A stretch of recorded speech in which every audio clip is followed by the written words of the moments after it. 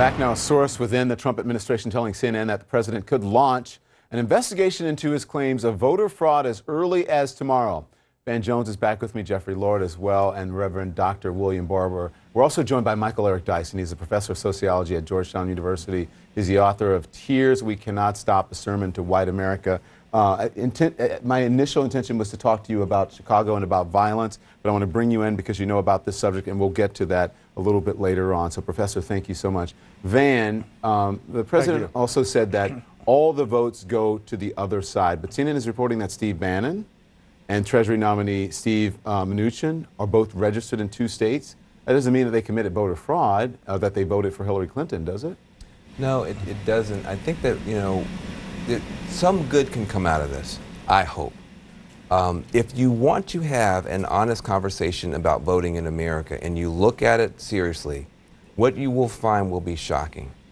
We don't have a great voting system, and the poorer you are, the more rural you are, the tougher your neighborhood is and from an urban point of view, the less you are able to exercise your vote. Mm-hmm. So it's going to turn out that when you look into this, the people who are going to benefit, if you really want to look at voting, are going to be low-income people and people of color. That's who's having a hard time voting.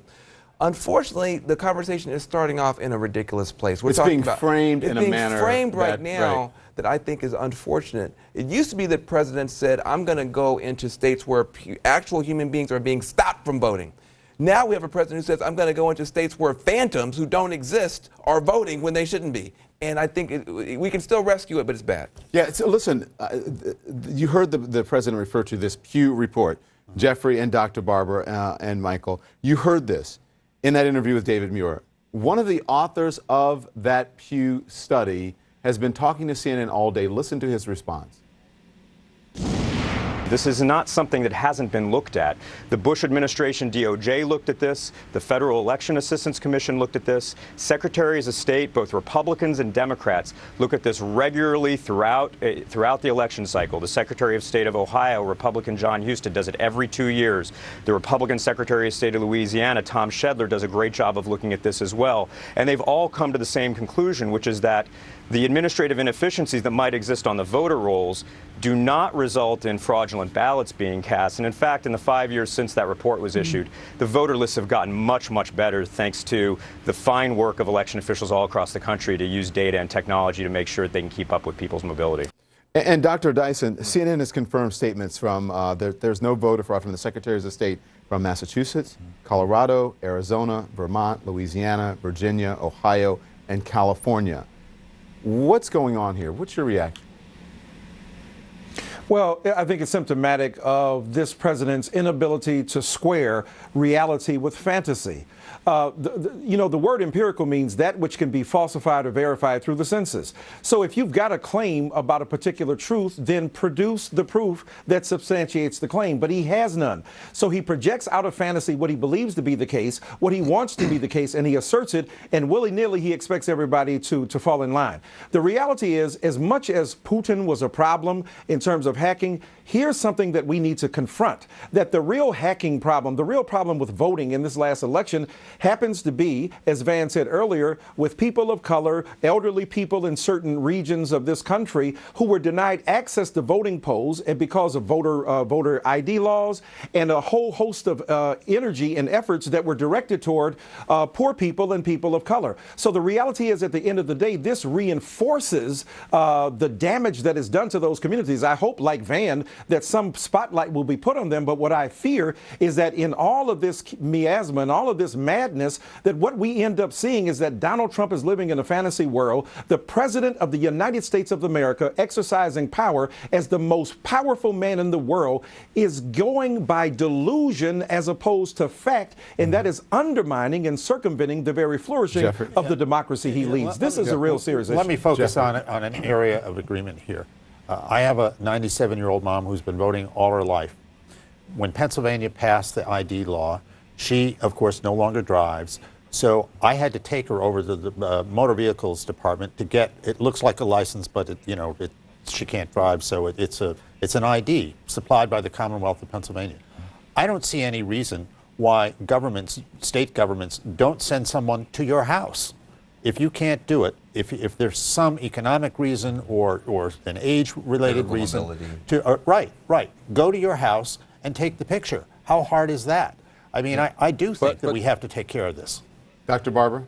Yeah, but the problem is we've had elections all the way through 2008. This started when Obama was elected and African Americans, Latinos voted mass. And all of a sudden, there's a problem with fraud. When these states began to pass, like North Carolina, it's not about photo ID. In North Carolina, they rolled back same-day registration. They rolled back early voting. They lied about fraud to pass a photo ID, a strict form of photo ID. They lied that people didn't have some form of ID when they first registered to vote. So, Don, it's a long discussion, but what we really ought to be talking about is restoring the Voting Rights Act, dealing with voter suppression that has been proven in the courts. That's what we should be dealing with, and opening up access to this democracy. And as the outgoing president, President Barack Obama, said, we should be trying to get as many people, make it easier for people to vote as possible to get people into the voting process. Our conversation continues on the other side of this break. And we're back now having a very lively conversation and informative, I think you would agree. Van Jones is here, Jeffrey Lord, Reverend Dr. William Barber, and Michael Eric Dyson. The author of the book, Tears We Cannot Stop. Michael, let's talk about this because it relates to what the president did today. You're in Chicago tonight. Rahm Emanuel, he says Chicago is going to remain a sanctuary city in spite of the president's threat to cut off federal funding. Will other cities follow? One hopes so. I mean, the reality is it's an interesting diversion and contradiction in conservatives who usually accede to the legitimacy of states' rights.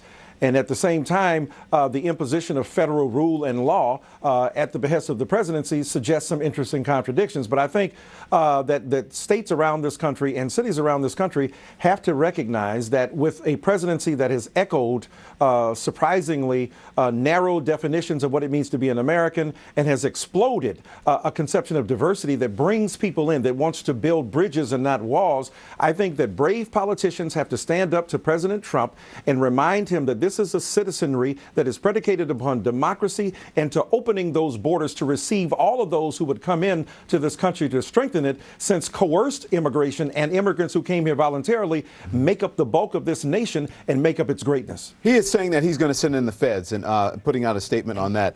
Do you give him credit for wanting to do something about it? He said, I will send in the feds, and he talks about the number of shootings. Do you give him any credit at all? Well, look, I give him credit for wanting to do something about it, but here's the problem. When the presence of the feds comes, what happens? First of all, it criminalizes an entire population of people so that they become casualties of that war. Number two, if they don't make distinctions between people who are actually likely to commit a particular crime and those who haven't, it only exacerbates the problem.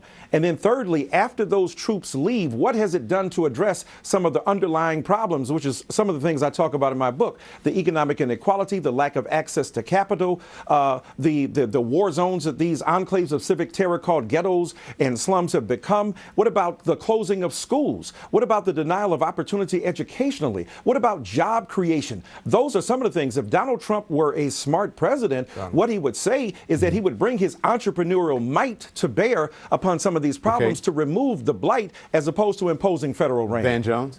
Look, again, there is an opportunity here. I think that the Democrats have done a miserable job of dealing with poverty for their constituents in urban areas. Republicans have done a miserable job of dealing with rural poverty. Both parties have let down the poor. Even if a conversation starts in a bad place, and I think talking about sitting in the feds is the worst place to start the conversation has now been started. I think it can open doors for people who have solutions. I would love to see a Jack Kemp kind of approach in urban America. I don't want to see a militarization approach, but I just want to say the fact that the president's talking about this could be a good thing. A good thing, exactly. Somebody who worked for Jack Kemp.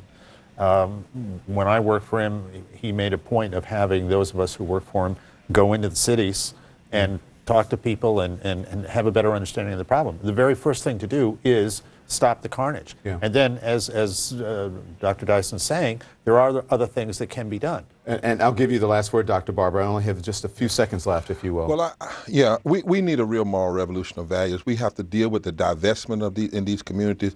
We had 10,000 clergy that offered to meet with Donald Trump in a house of worship to deal with these issues. We know he got the letter, it was certified. They never responded. These are serious moral issues, whether it's voting, whether it's immigration, whether it's dealing with poverty, and it's not any one party, but it's a fact dealing with these issues, doing a serious audit of this country and fixing the problem. We need to do that, but we can't have somebody who's deluded and who's dealing more in lies than they are in the truth. Dr. Barber, thank you. Van Jones, thank you. Jeffrey Lord, and also thank you to Michael Eric Dyson. The book is called Tears We Cannot Stop, and it's on in bookstores now, or you can get it online. Thank you very much, and we'll have you back to talk more about the book, Dr. Dyson. We appreciate it. We'll be right back.